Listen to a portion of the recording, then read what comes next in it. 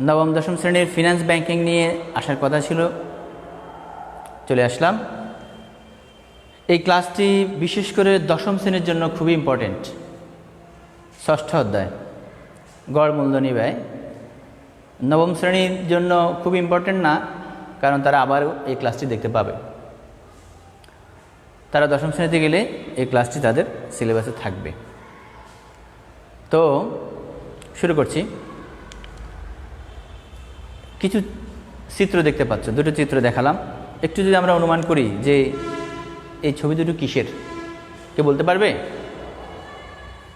আচ্ছা, দশম শ্রেণীর শিক্ষার্থীরা বলতে পারার কথা যে এই চিত্র দ্বারা কি বোঝানো হয়েছে। নবম শ্রেণী যারা আছে তাদের বলবো যে তোমরা আলোচনাটা শুধু শুনবে। তোমরা যদি আমাদের স্বাভাবিক ক্লাস শুরু হয় ইনশাল্লাহ আগামী বছর তোমরা এই ক্লাসটা পাবে। এখন একটু ধারণা রেখে রাখবে। দশম শ্রেণীর জন্য বলছি, এই ক্লাস কিন্তু আমরা আলোচনা করেছিলাম, তবে একটু রিকল করছি, আবার রিমাইন্ড দিলাম তোমাদেরকে। তো এই চিত্র দুটি কিসের? এই দুটো চিত্র হলো বৃহদাকার প্রতিষ্ঠানের, বড় প্রতিষ্ঠান, ছোট কোনো প্রতিষ্ঠান না, ঠিক আছে? তো এই বৃহদাকার প্রতিষ্ঠানের কোন ধরনের উৎস থেকে তারা মূলধন সংগ্রহ করে? তোমরা কি কেউ বলতে পারবে? দশম শ্রেণীর শিক্ষার্থীরা অবশ্যই বলতে পারবে আশা করি। দেখো, অনেকগুলো উৎস আছে, এই উৎসগুলোর নাম আমরা একটু পরে দেখব। একটু তোমরা গেস করো যে কি কি উৎস হতে পারে। একটাও যদি বলতে পারো তাহলে আমি ভাববো যে তোমরা মনোযোগী আছো বা তোমাদের সাথে বইয়ের একটা যোগাযোগ আছে। আমি একটু দেখে নিই যে কেউ আছে কিনা, না থাকলে আমি আলোচনা শুরু করে দেব।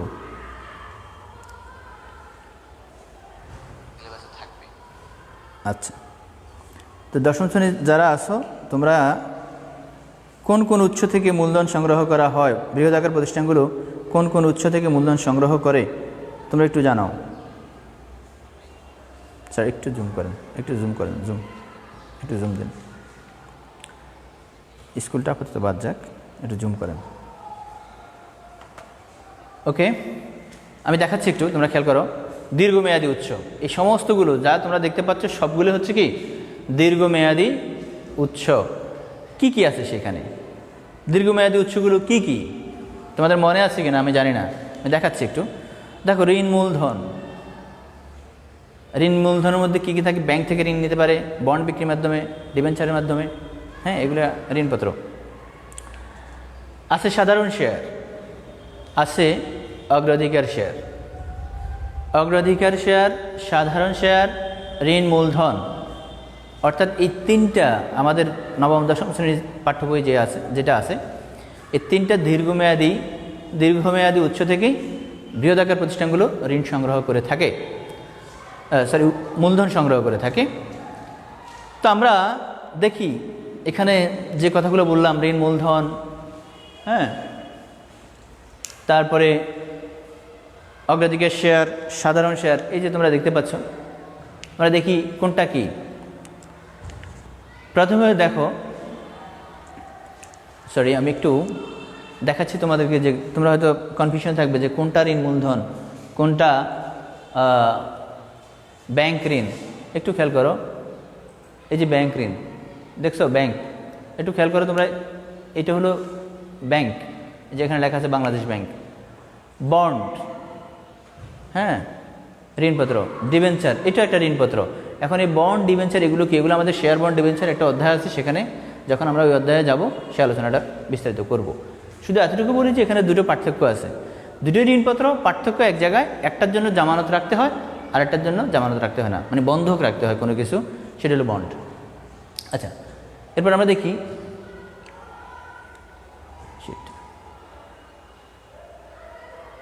আরও একবার দেখাচ্ছি। আমাদের এই যে তোমরা দেখো, সাধারণ শেয়ার, অগ্রাধিকার শেয়ার, একটু খেয়াল করো তারকাগুলো কোথায় কোথায় জ্বলতেছে। এটা হলো ব্যাংক থেকে ঋণ নেওয়া, এটা হলো বন্ড, ডিবেঞ্চার, এ হলো অগ্রাধিকার শেয়ার, সাধারণ শেয়ার। তোমরা একটু কালারগুলো ম্যাচ করবে, ঠিক আছে? আর এছাড়া আমি এই পুরো ক্লাসের স্লাইডটা আমাদের মেসেঞ্জার গ্রুপে অথবা পেজে দিয়ে দেব, তোমরা এটা জানো, ঠিক আছে? আমরা একটু সামনে যাই।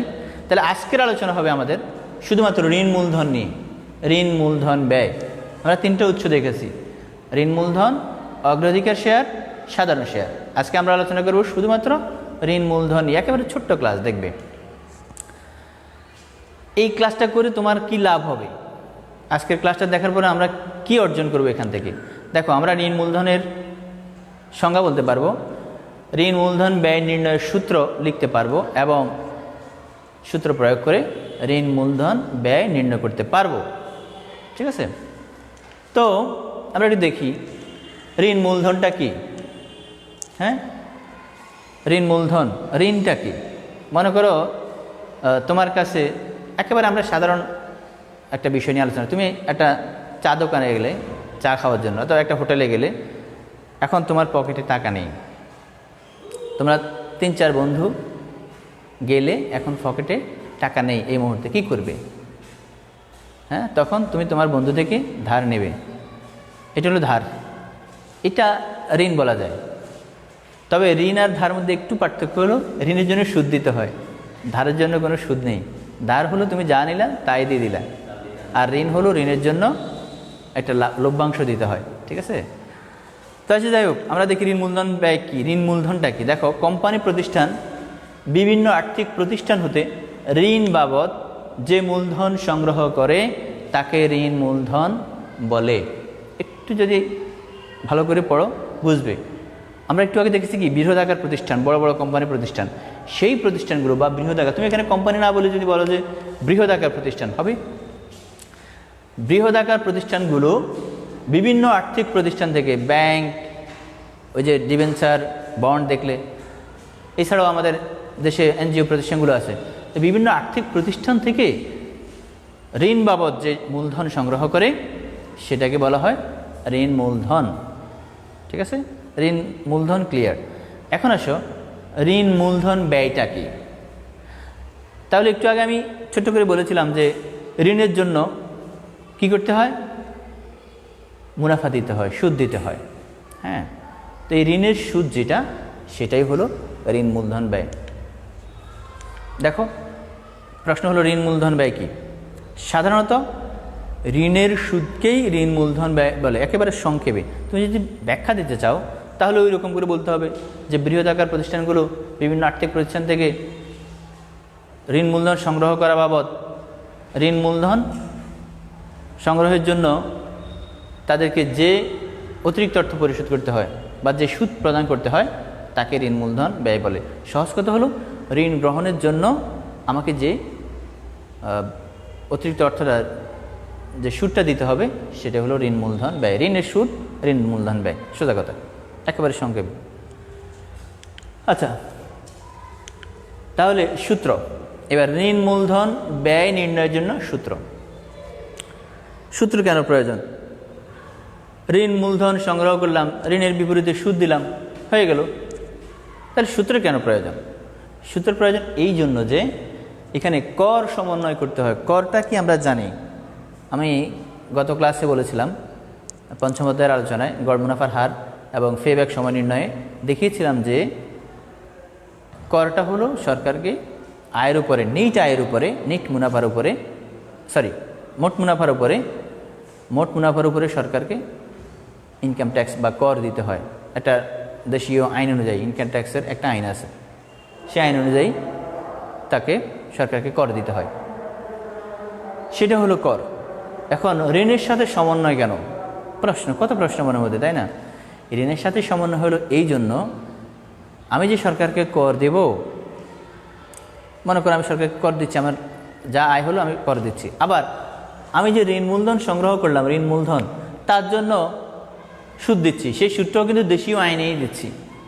সুদ যেন তেনভাবে কেউ নিতে পারে না। হ্যাঁ, যদি সেটা গ্রামীণ মহাজন আছে সেটা নিতে পারে, তবে বিভিন্ন আর্থিক প্রতিষ্ঠান, বলছি আমি একটু আগে, ভালো করে বুঝবে। তুমি একজন থেকে, আমাদের গ্রাম্য অঞ্চলে এগুলো হয়, গ্রাম্য মহাজন থাকে বা বিভিন্ন মানুষ এক অন্যকে ধার দেয় সুদের বিনিময়ে, তোমরা শুনে থাকো যে অনেক টাকা লাভ দিতে হয়।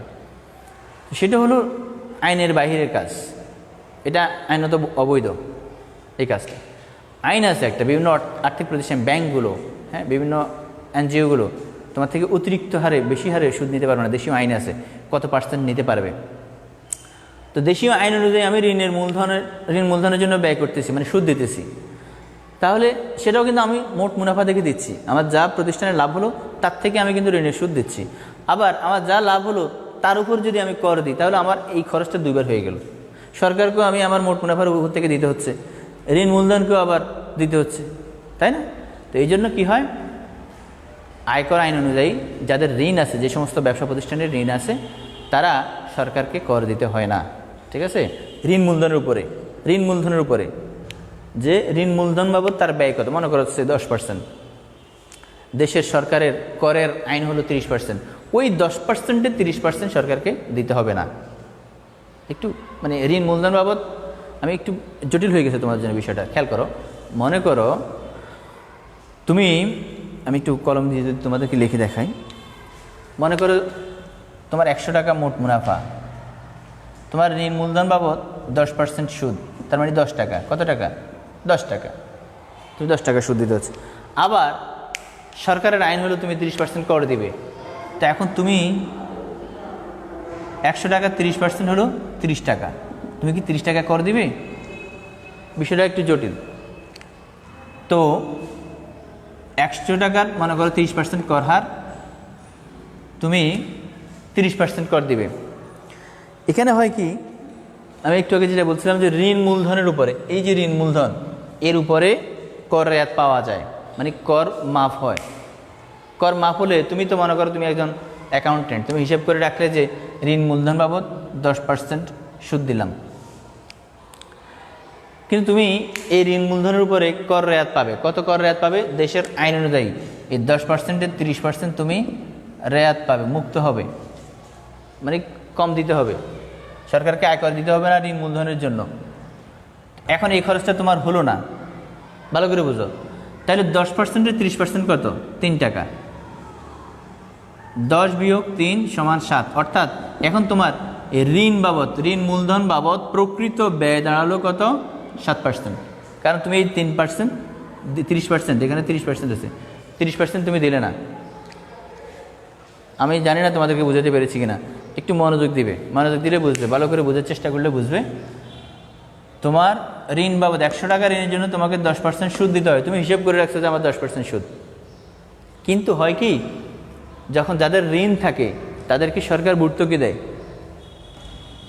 কি করে? এটাকে এইটা মোট আয় অন্তর্ভুক্ত হয় না। তো তোমার এই 30% সরকার তোমাকে, আচ্ছা আমি সহজ করে দিই, আরও সহজ করে বোঝাই। তুমি 10% দিলে ঋণ সুদ, 10 টাকা দিলে, 100 টাকায় 10 টাকা ঋণের সুদ দিলে, ভালো করে বুঝো। এখন সরকার কি করলো? তোমাকে আয়কর দেওয়ার কথা, কিন্তু আয়কর তুমি দিলে না, সরকার তোমাকে এই 30% ফেরত দিল, 10 টাকার 30% ফেরত দিয়ে দিবে, ভর্তুকি দেয়, এটাকে বলে ভর্তুকি। এই ভর্তুকি দেওয়ার কারণে কি হয়, তুমি 10 টাকা খরচ করলে সরকার থেকে 3 টাকা ফেলে, তাহলে কি তুমি এখন 10 টাকা খরচ দেখাবা? অবশ্যই না। তুমি দেখাবে আমার 10 টাকা থেকে 3 টাকা ফেরত আসছে, আমার খরচ হলো 60 টাকা। এটাই হলো করকে সমন্বয় করা। কথা বুঝে আসছে? মানে কর আমি দিলাম না, কর দিলে কি হতো। তো এখন একটু আমি বোর্ডটা মুছে, খেয়াল করো, এটা তুমি যখন আরও উপরে ক্লাসে যাবে, আয়করের উপরে একটা বই আছে, ইনকাম ট্যাক্স একটা বই আছে, আরও ডিটেলস পাবে। এখন তোমার যে লেভেল আছে, লেভেল অনুযায়ী চিন্তা করবে। তোমাকে বলা হলো যে করকে সমন্বয় করতে হবে, ব্যাস, আর কোনো কথা নাই। তুমি করটা সমন্বয় করবে। যদি করের কথা বলা না থাকে প্রশ্নে, উদ্দীপকে যদি কর হার বলা না থাকে, তাহলে যত % তুমি ঋণের সুদ দিবে সেটাই ঋণ মূলধন ব্যয়। যদি উদ্দীপকে কর হার বলা থাকে, তখন তুমি এই সূত্র ব্যবহার করবে, ব্যাস। এতক্ষণ যত কিছু বুঝালাম ওটা ফেলে দাও, ওটা জাস্ট বোঝানোর জন্য বললাম, ওটা মনে রাখার জন্য না।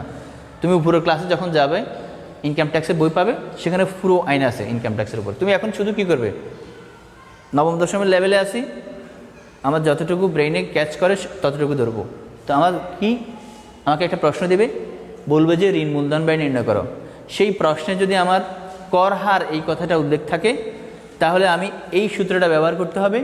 আর যদি কর হার উল্লেখ না থাকে উদ্দীপকে, তাহলে যত % ঋণের সুদ দিতে হয় তত % আমার ঋণ মূলধন ব্যয়, ব্যাস, এতটুকু বুঝলেই হবে। এবার আসো, কর সমন্বয় আমি কীভাবে করব। আমরা একটা সূত্রের প্রয়োগ দেখি। দেখো, মনে করি কোনো কোম্পানির ঋণকৃত মূলধনের সুদ 10% এবং কর হার দেশীয় করের হার 40%। প্রশ্ন হলো কোম্পানির ঋণকৃত মূলধনের ব্যয়ের হার কত?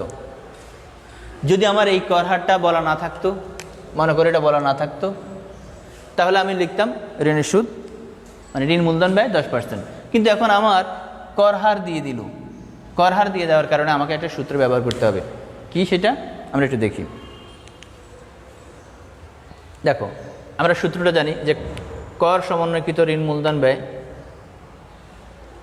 কর পূর্ব ঋণ মূলধন ব্যয়। কর পূর্ব ঋণ মূলধন ব্যয়টা কি একটু ভালো করে বুঝো। কর পূর্ব ঋণ মূলধন ব্যয় অর্থাৎ যখন করের কথা ছিল না তখন ঋণ মূলধন ব্যয় কত ছিল? তখন ছিল এই 10% কর পূর্ব ঋণ মূলধন ব্যয়।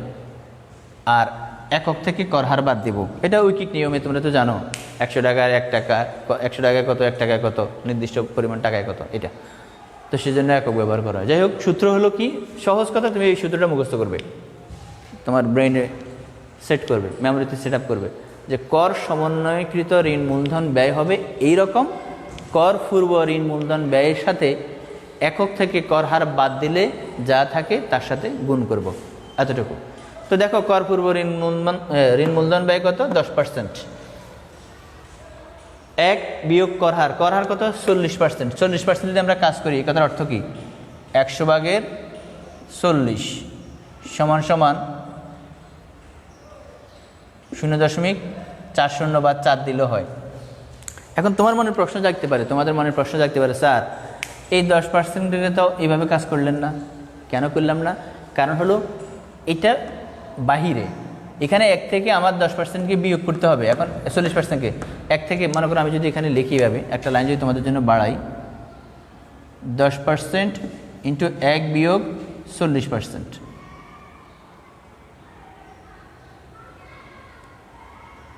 এক বিয়োগ 40%, এটা হওয়ার কথা দ্বিতীয় লাইন, আমি এই লাইনটা লিখলাম না। 1 বিয়োগ 40%, তো এখন 40% 1 থেকে তো 40% জানি, এটা একটা পূর্ণ সংখ্যা, এটা হলো ভগ্নাংশ। কীভাবে ভগ্নাংশ? দেখো, 40% যে কথার অর্থ হলো 100 ভাগে 40, তাকে দশমিক ভগ্নাংশে নিয়ে আসলেও মোটামুটি বিয়োগ করা যাবে। নিয়ে আসলাম দশমিক ভগ্নাংশে 0.40 বা 0.4। এবার 1 থেকে বিয়োগ করা যায়, 1 থেকে 0.1 হলো পূর্ণ সংখ্যা, তার থেকে 0.4 বিয়োগ করলে আর থাকে 0.6। ব্র্যাকেটের ভিতরে কাজ শেষ, ব্র্যাকেট সরে গেল।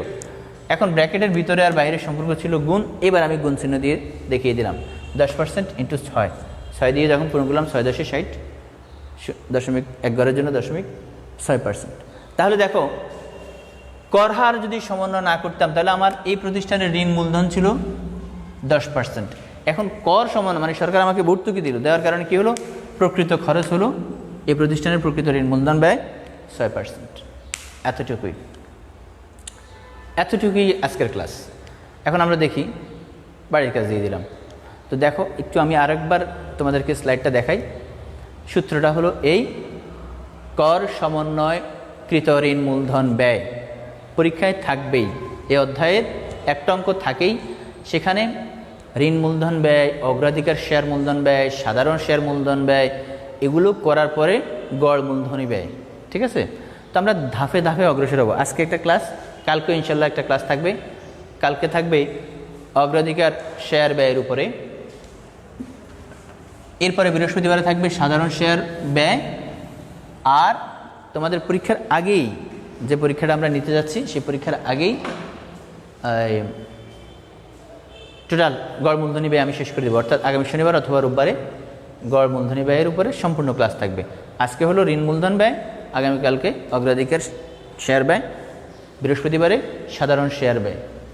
তো আজকেরটা এইটাই, একেবারে সংক্ষেপে তুমি শুধু সেট করে নেবে। আমাকে কি করতে হবে? কর সমন্বয়কৃত ঋণ মূলধন ব্যয় নির্ণয় করতে হবে। তার জন্য এই সূত্রটা, কর পূর্ব ঋণ মূলধন ব্যয় ইন্টু 1 বিয়োগ কর হার। সেই সূত্রের প্রয়োগটা কেমন? আমার উদ্দীপকে যদি কর হার থাকে তাহলে সূত্রটা কাজ করবে, যদি কর হারের কথা না থাকতো তাহলে ঋণ মূলধন ব্যয় হতো 10%। লাল পয়েন্টে দেখা জানি, ওকে। আর যেহেতু এখন কর হার আছে, তো এখন আমি সূত্রতে প্রয়োগ করলাম কি? কর সমন্বয়কৃত ঋণ মূলধন ব্যয় সমান কর পূর্ব ঋণ মূলধন ব্যয় ইন্টু 1 বিয়োগ কর হার। কর পূর্ব ঋণ মূলধন ব্যয় আমার 10% দিলাম, 1 বিয়োগ কর হার, কর হার হলো 40%। এখন এই কাজটা তুমি রাফ করে নিবে, অথবা তুমি এখানে সরাসরি বসাইলেও বসাইতে পারো, কোনো সমস্যা নেই, দরকার নাই। তুমি লিখবে এখানে এখানে এখানে 40%, এই কথার অর্থ হলো 100 ভাগের 40 0.4, ঠিক আছে? তাহলে এখান থেকে 0.4 পেলাম, 1 থেকে 0.4 বিয়োগ করলাম, বিয়োগফল 0.6, 10% সাথে গুণ করলাম, 60 হয় গুণ করলে। কিন্তু এই যে দশমিকের পরে একটা অঙ্ক আছে, সেজন্য 60 হলে কী হবে, মনে করে এখানে 60 হলো, 60 হলে তো দশমিক আছে না একটা, এই জন্য এই তো সেটা ব্যবহার করলাম না, 6%। তাহলে আমার এই প্রতিষ্ঠানের প্রকৃত ঋণ মূলধন ব্যয় হলো 6%। একেবারে সহজ একটা বাড়ির কাজ দিয়ে শেষ করব। বাড়ির কাজটা তোমরা স্ন্যাপ নিয়ে নেবে, অথবা স্ন্যাপ নেওয়ার দরকার না, আমি একটু পরেই ইমেজ আকারে, একটু পরেই আধা ঘন্টা পরেই ইমেজ আকারে দিয়ে দেবো। সেখান থেকে তুমি আমাকে শুধু কী বের করে দিবে, এখানে বড় একটা প্রশ্ন আছে। অথবা আমি যদি সহজ করে দিই, তোমার বইতে কিন্তু এই উদ্দীপকটা আছে, তোমাদের বইতে আছে। এই উদ্দীপক থেকে নবম শ্রেণী যারা আসো তারা নিশ্চয়ই দেখেছো, বিষয়টা বুঝতে পেরেছো, তোমরা এই অঙ্কটা করবে। এখান থেকে শুধু প্রিয়ন্তী টেক্সটাইলের ঋণ মূলধন ব্যয়, প্রিয়ন্তী টেক্সটাইলের ঋণ মূলধন ব্যয়টা নির্ণয় করবে তোমরা, ঠিক আছে? উদ্দীপক অনেক বড়, উদ্দীপকে কী কী আছে সেগুলো দেখার দরকার নাই, আমার প্রশ্নে কী চাইছে সেটাই আমার দরকার। উদ্দীপক আমাকে অনেক কথা বললো, অনেক ঘটনা লিখলো, ঠিক আছে? এটা একটা মজার ঘটনা আছে, যে আমি ক্লাসে বলতাম আগে যে নাগপুর থেকে কানপুর কত দূর। হ্যাঁ, তো আমরা জানি এই হলো নাক, এই হলো কপাল, এই মাথা, ঘাড়, তারপরে এখান দিয়ে আসি কান। কেন, দরকার কি? এই যে নাগপুর থেকে কানপুর এতটুকুই তো হয়। তো আমরা এই উদ্দীপকে নাগপুর থেকে কানপুর অনেক দূরত্ব দেখাইছি, আমরা সেদিকে যাব না। আমাদের প্রশ্নে কি বলছে, প্রিয়ন্তী টেক্সটাইলের ঋণ মূলধন ব্যয় নির্ণয় করো। ব্যাস, তুমি দেখবা যে ঋণ মূলধন কত, পুরো পড়লা যে মোট হলো 10 কোটি টাকা মূলধন, 8% হলো ঋণ মূলধন, 6% অগ্রাধিকার। 6% অগ্রাধিকারের কথার অর্থ হলো 10 কোটি টাকা 6% না, সেটা আমরা পরে বলবো, যাক অতটুকু যাওয়ার দরকার নেই। এই যে 8% ঋণ মূলধন, তুমি আবার এটা মনে করি না যে 10 কোটি টাকার 8% না, অর্থাৎ এই কোম্পানির পরিশোধিত মূলধন 10 কোটি টাকা, যার মধ্যে প্রতিটি 10 টাকা মূল্যের সাধারণ শেয়ার হলো 5 কোটি, অগ্রাধিকার শেয়ার হলো 3 কোটি, তাহলে 5, 3, 8 কোটি চলে গেল। আর 2 কোটি হলো ঋণ মূলধন, সেই 2 কোটি টাকার সুদ হবে 8%, অর্থাৎ ঋণ মূলধনের সুদ, ঋণের সুদ কত, 8%। এখানে কোনো করের কথা আছে কিনা আমি জানি না, অঙ্কটা তোমাদের জন্য ছড়ে দিলাম, দেখি তোমরা অঙ্কটা জমা দিতে পারো কিনা। নবম শ্রেণীর যারা আছে তাদেরকে বিশেষ করে ধন্যবাদ, তারা কাজগুলো জমা দেয়। দশম শ্রেণী আছে কয়েকজন জমা দেয়, ঠিক আছে? তো সবাই ভালো থাকো, সুস্থ থাকো, নিরাপদে থাকো। আজকের মতো এখানে শেষ, আল্লাহ হাফেজ, আসসালামু আলাইকুম।